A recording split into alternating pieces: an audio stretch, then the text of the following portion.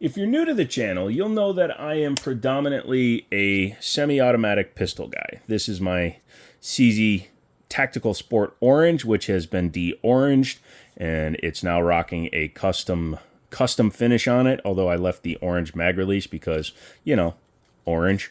And yeah, it's a pretty nice gun. And when I do a video on a gun like this, it can take me anywhere from 9 to 25 minutes. And you guys are awesome for watching those, by the way. You should check them all out. Just find the playlist for firearms and all that stuff.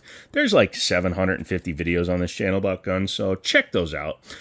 When I do those videos, these ones take a lot longer. When I do videos on other guns, such as a revolver, they tend to be a lot shorter. There's a very good reason for that. Number one is my familiarity with revolvers is much smaller than it is with the semi-autos because I'm a younger boomer, I guess I'd call me. And so the revolvers never held as much sway with me as they used to, but additionally, they're not as complicated. I mean, internally they are. Like, you take off the side plate and you got all the springs and the bars and all the widgety-digity-bidgety things. And they're interesting, don't get me wrong.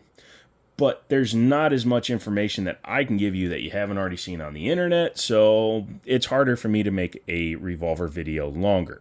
So when you see these, they're going to be shorter. Although, you may want to consider getting subscribed because Sam, my buddy from Middletown, he's going to be doing some filming with me soon, starting probably in the next week or so, where we're going to take guns that he's familiar with, long guns, things like that, and we're going to collaborate and make videos, both for my channel and his channel that he's coming out with. And in that way, we'll be able to do videos on guns that he's more familiar with. Also, he's gone to an official gunsmithing school, so whenever I need things done, he's going to be like my go-to guy for the weird shiz. So make sure you come back for those. Also, live streams 3 times a week, Mondays, Wednesdays, Fridays, starting at 7 p.m. Eastern and going until whenever the heck we decide to end it, usually 5 to 6 hours. So make sure you check those out. I'm working on sponsors, things like that, and the giveaways will come accordingly. So keep your eyes open for all that stuff. Now that we've spent 2.5 minutes just kind of rambling, let's talk about these 2 revolvers I have sitting in front of me. These came in on trade at Liberty Arms in Harrisonburg, Virginia. I can't link them, but please feel free to just kind of Google it. Liberty Arms, Harrisonburg, Virginia. Tell them I sent you down there. I'm working on getting a discount code for their online store, probably 5% off the store, which is something we did before, which would be awesome because let's face it, it's 2024 and 5% off of a $1,000 gun is $50. That's a box of ammo. And we are Bob's your uncles. I don't know why I said that, but moving on.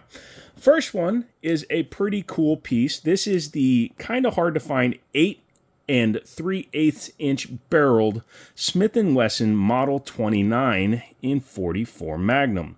It's a blued finish with the big handle on it. This is my favorite handle design on revolvers, by the way. And you can see it isn't loaded with live rounds. What this thing has are snap caps.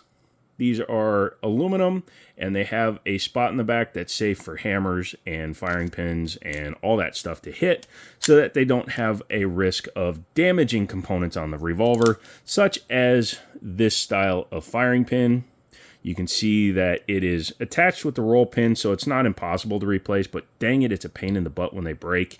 But this allows you to fire or dry fire the gun without fear of damaging components. Now, you don't want to sit here and just do like a billion of them because you can wear these out even hitting the back of a live round or a snap cap, but it does allow you to demonstrate things like the double action pull, which is nice and smooth, or the single action pull, which is very smooth. This is one of my favorite ways of having a double action to single action firearm. And hold on one second. I'm back.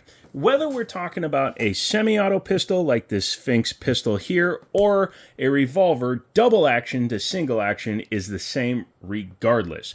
There is one big difference which I'll talk about real quick, but a double action means that when you pull the trigger, it both cocks the hammer and releases it. In a single action firearm, like my CZ Shadow, I call it a Shadow, but it's the Tactical Sport Orange. This is a single action, so it has a safety, no decocker, and when you pull the trigger, it does nothing to the hammer except releases it. There you go. Very nice. In a double action to single action auto loader, once it's racked, waiting on the front sight, then it is ready to go, but you can decock it and start it double action, where you can see it's doing the hammer function, or single action, which gives it a much shorter and nicer trigger. And the same is true with these guys. You can see where the trigger starts on a double action, and when you pull it through, but you release it, it goes back to double. However, when it has a hammer, you can cock the hammer back, and you can see how far back that trigger went. That is an extremely light trigger now, so you can just, so you have much finer control of the trigger when you do that. This is kind of very similar to the Dirty Harry version of the gun. I think his was a 6-inch, but man, these are amazing guns. And 6 rounds of 44 Magnum, that's going to definitely do you some damage. If you need to be out there taking care of some kind of problem, this will take care of it. So that's a 44. That's a 9. So you can see, number 1, how much more powder there is. Number 2, how much bigger it is than a 9.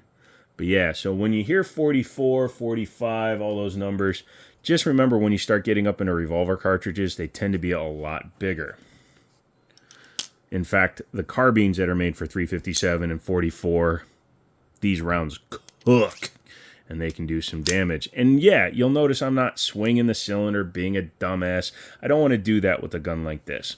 Guns that I own, Charter Arms, bullshit, cheap ones, I was going to say a really bad word, but the cheap ones, they don't matter as much. But something like these guys, which actually demand the respect of the shooter, I totally get. So, very nice. This is the 6-inch 629, so this is like the grandson to that gun.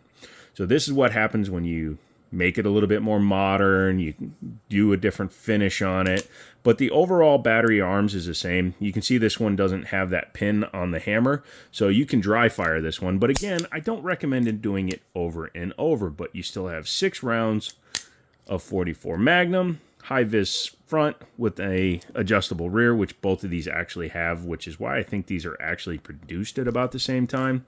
But man, look at that hole versus that hole. Big hole differences.